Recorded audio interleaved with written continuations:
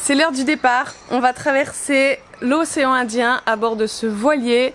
C'est un voilier de 18 mètres en acier. Il fait 45 tonnes, donc c'est vraiment gros.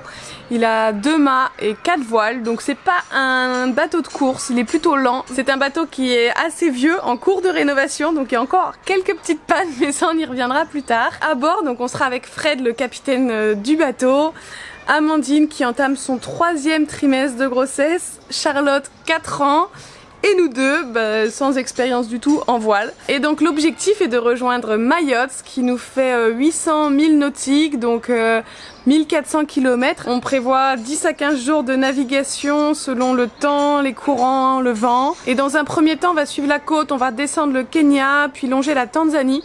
Comme ça, en cas de panne, on n'est pas trop loin de la côte. Et surtout pour éviter les zones de piraterie. Et ensuite, on coupera, donc on traversera l'océan directement vers Mayotte.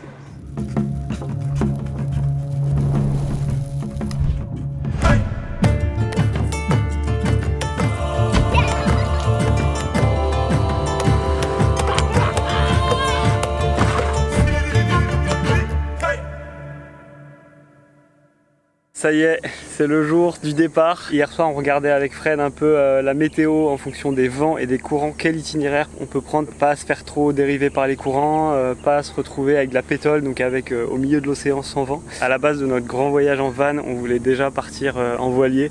On a abandonné l'idée parce qu'on n'y connaissait rien et ça paraissait insurmontable comme projet, et du coup on est parti en van. On n'a absolument aucun regret sur nos choix. Ça reste quand même un petit peu mon petit rêve ultime d'acheter un bateau et de faire un voyage au long cours, de vivre sur un bateau.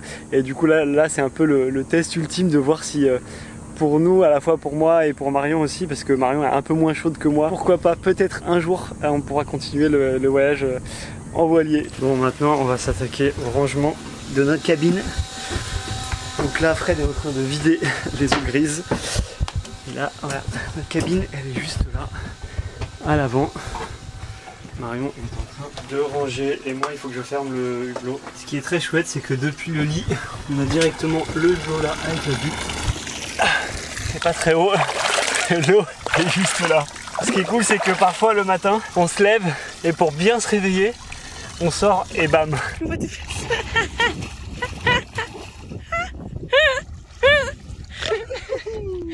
Voilà, maintenant je vais fermer le hublot avec ces grosses vis là, et il faut que ce soit bien fermé parce qu'en navigation, les vagues elles vont passer par-dessus le hublot quoi. Donc si on oublie de fermer, c'est la piscine, c'est jacuzzi dans le lit. Grand nettoyage du bateau. Grand nettoyage du bateau. Ouais, ça frotte. On appréhende aussi un petit peu pour les quarts de nuit. En gros, le bateau il est en navigation permanente, 24 heures sur 24. La nuit, même s'il y a un pilote automatique qui garde le cap, il faut quand même surveiller ce qui se passe autour, surveiller que on va pas foncer dans un autre bateau, surveiller un peu la météo et tout. On va se relayer pour faire la surveillance la nuit. On n'a jamais fait ça, donc au début on va être un peu en observation. Peut-être que nous aussi on va assurer des quarts la nuit. Mais on appréhende un peu parce qu'avec Marion on est tous les deux des gros dormeurs. Gérer la fatigue avec le bateau qui bouge 24 heures sur 24, on va voir comment ça se passe. Bon, ça y est, tout est à peu près rangé. On part dans, je crois, 1 heure ou quelque chose comme ça. Donc une petite baignade s'impose parce qu'on a super chaud. Et puisque surtout on va pas se baigner pendant 2 semaines alors qu'on va être sur l'océan. Enfin, c'est quand même assez drôle. Je suis juste impatiente parce que ça fait déjà 1 semaine qu'on est sur le bateau, donc j'ai trop hâte de démarrer. Et là il va falloir qu'on passe le pont. Et après apparemment il y a direct des grosses vagues quand on arrive sur la côte, là dans l'océan. Donc j'espère qu'on n'aura pas trop de mal de mer. Et toi Charlotte, tu veux dire quelque chose? Est-ce que tu es prête pour la traversée? Oui. Tu as peur? Non, je n'ai pas du tout peur. Qu'est-ce que tu vas faire là? Se baigner, bien sûr. On va se baigner, c'est parti. C'est parti tout de suite. Yeah. Alors, tes jouets. Bon voilà, tout bien rangé. Et tu vas dormir ici aussi? Oui. C'est mon petit coin et j'ai besoin de beaucoup me reposer pour pas avoir mal de mer. Parce que quand j'ai mal de mer, mon cœur il lutte. Mes gros bulles blancs, ils luttent.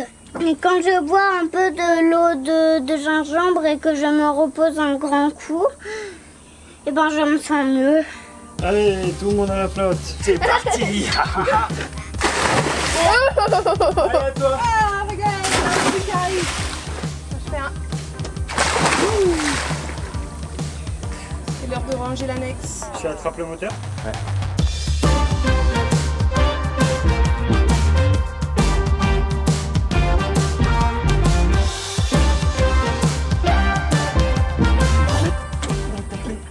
trop marrant de fermer le truc, c'est genre on est enfermé dans le bateau, on pourra plus sortir. De l'autre côté là, Marie. Ah, c'est ici que ça travaille.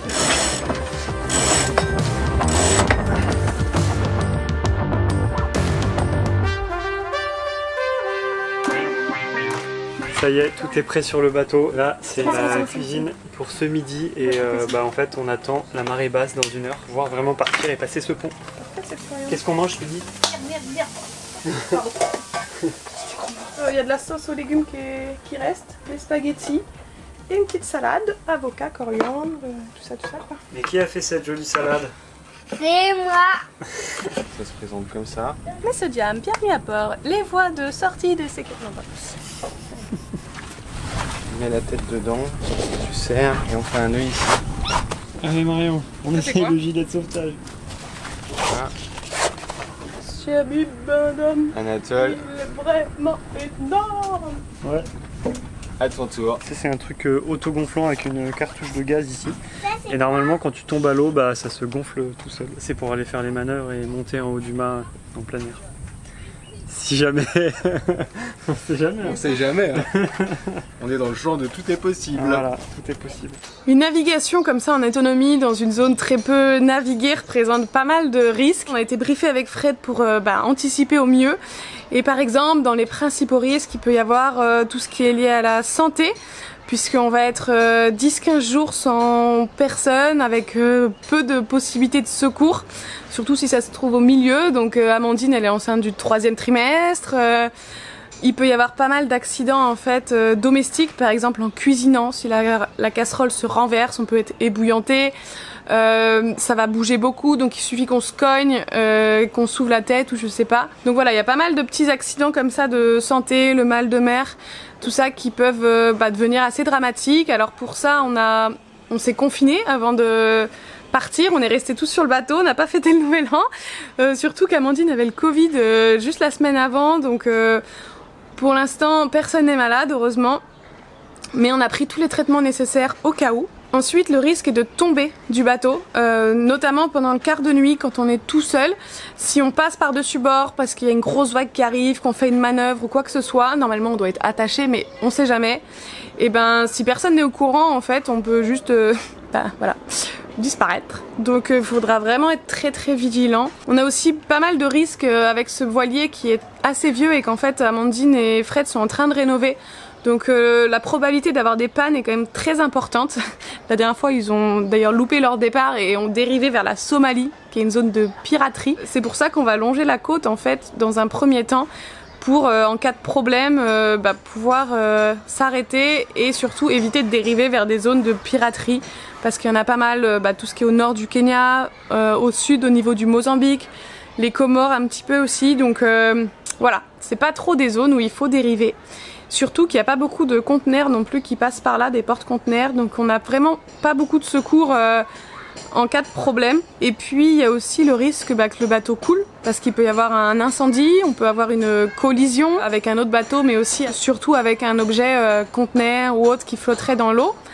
Donc ça peut arriver, même si c'est un bateau en acier, normalement on a moins de risques. Et donc pour ça, y a des canaux de sauvetage, on a fait des sacs de vivres et tout ça.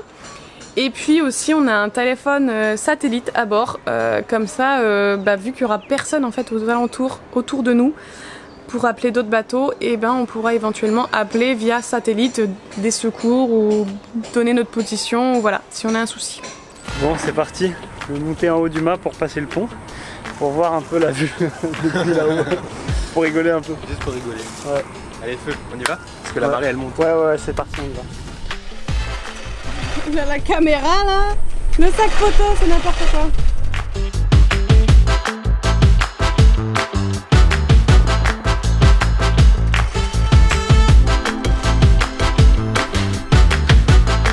Et voilà, je suis tout en haut.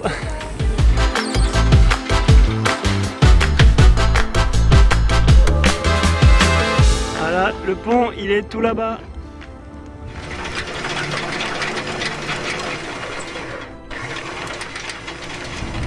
Ça y est, l'ancre est levée, on part. Et là, la petite manœuvre un peu compliquée, c'est de passer le pont, qui est pas très très haut. On passe tout juste, donc c'est pour ça qu'on devait passer pile à cette heure-ci à marée basse pour avoir la place de passer. Je suis calé là, tranquillement, en haut de mon mât. On avance vers le pont et je suis aux premières loges. Franchement, c'est trop stylé. Là, tout le monde est concentré, hein. On s'approche du pont. Va falloir baisser la tête bientôt.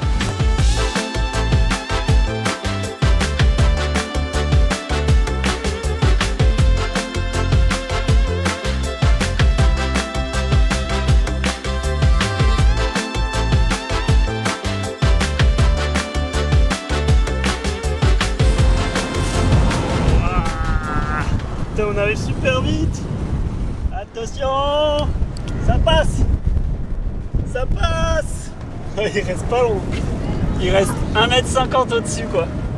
Wouhou.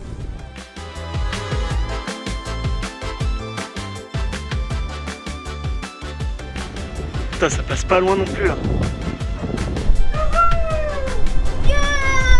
En route, c'est bon, c'est parti.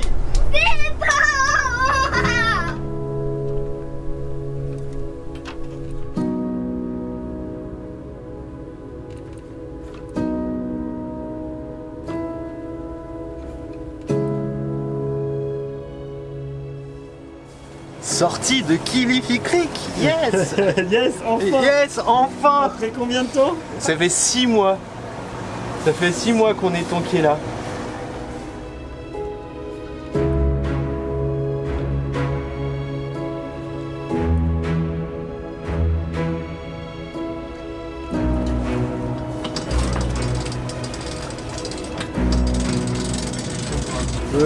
Sur la grand voile.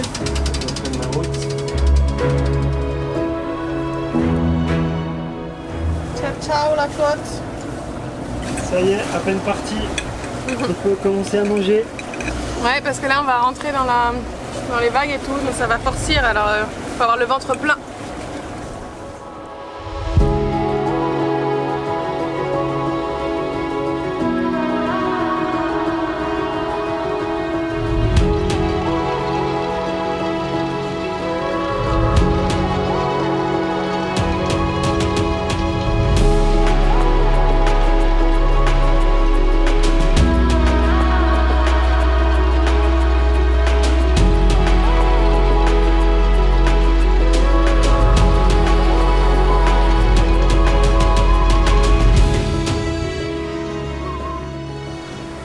Bon, ça y est, première journée, le soleil est en train de se coucher. La bonne nouvelle, c'est que on n'est pas malade pour l'instant, on n'a pas trop le mal de mer. Pour nous, on a l'impression que ça gîte beaucoup, donc ça se penche beaucoup, mais apparemment c'est vraiment tranquille comme condition. On longe la côte du Kenya, direction la Tanzanie, avant de bifurquer et prendre vraiment la mer, direction Mayotte. Et on a un courant un peu chiant qui est de face, le vent nous pousse de derrière, et du coup c'est des conditions un peu délicates pour barrer le bateau. Donc Marion est en train de, de galérer pour tenir le cap, c'est pas facile.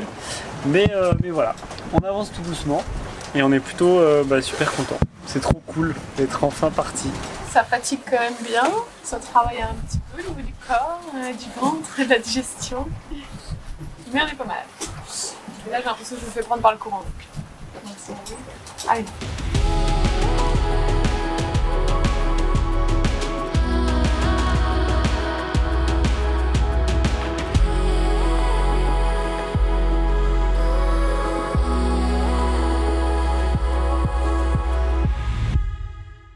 Bon, deuxième jour de navigation. Mon écran il est à l'envers, il y a un problème.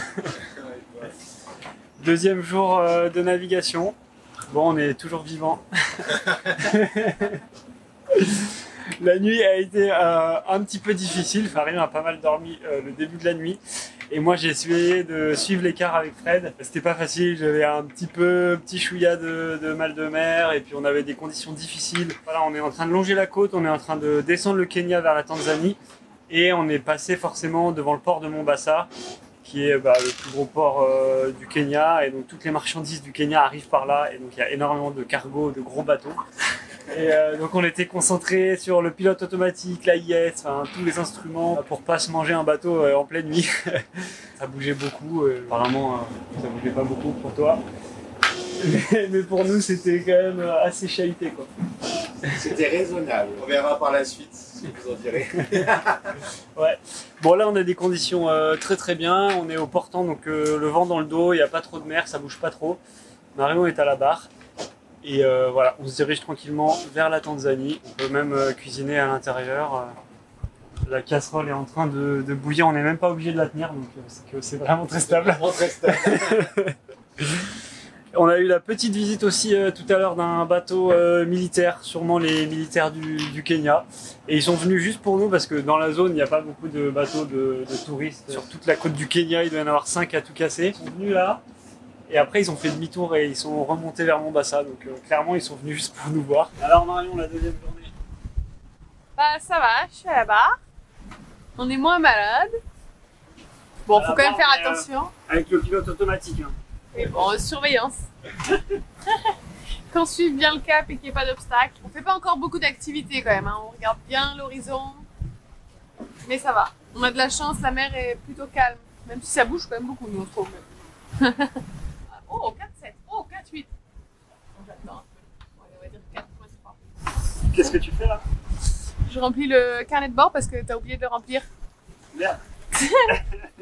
Alors je mets l'heure, notre position GPS, notre allure, le cap qu'on suit, le vent, la direction du vent, et puis j'ai le droit à des petites annotations si je veux, quoi. Genre Anatole a oublié de remplir le carnet de bord. Troisième jour, il est 6h30, le soleil se lève et c'est très calme ce matin.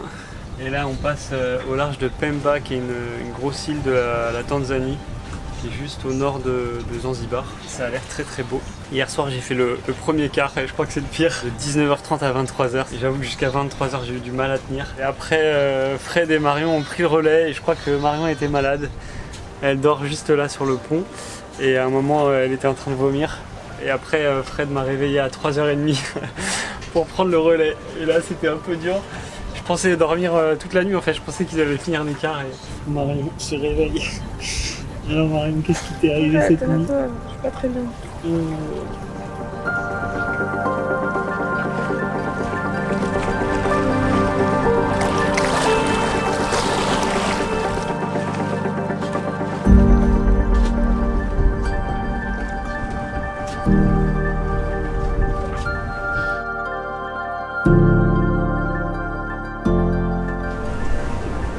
Un peu sport faire à bouffer là. Je pense qu'on va pas se laisser mourir de faim. Wow. Aubergine coco. Ouais.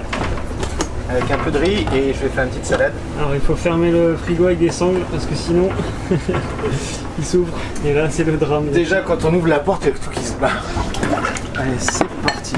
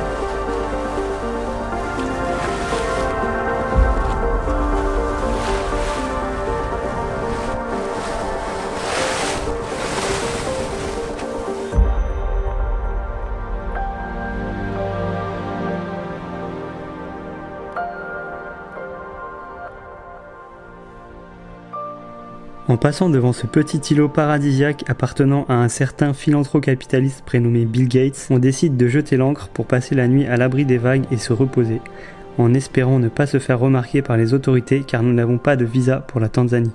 On entame notre 4e jour. Et là ça a fait du bien parce qu'on a eu le droit de dormir une nuit entière, on a fait un mouillage. Donc on a posé l'ancre ici sur l'île de Bill Gates. C'est vraiment très très très joli même. On voit les touristes de Zanzibar là qui font des tours en bateau pour venir voir l'île et qui repartent. Et autrement là, malgré la bonne nuit, on est quand même fatigué quoi. Toujours un peu patraque, mal au crâne, mal au bide. J'ai quand même fait un petit vomi une nuit. Tu nous avais dit 2-3 jours là. Non, 2-3 jours le mal de mer, 3 jours de fatigue. Pour l'instant, on est parfaitement dans la moyenne. On s'en sort même plutôt pas trop mal. Les seaux n'ont pas été trop remplis hier. Bon, c'est pas plus facile de voyager en bateau. Il y a une sorte de police là qui est venue et ils nous ont demandé de l'argent, tout ça. Et en fait, c'est pas vraiment officiel, enfin, c'est de la corruption. Heureusement, Fred et Amandine ont bien géré et nous repartirons sans payer. Ciao, ciao, petite île paradisiaque. On se retrouve la semaine prochaine pour la suite des aventures et l'arrivée à Mayotte.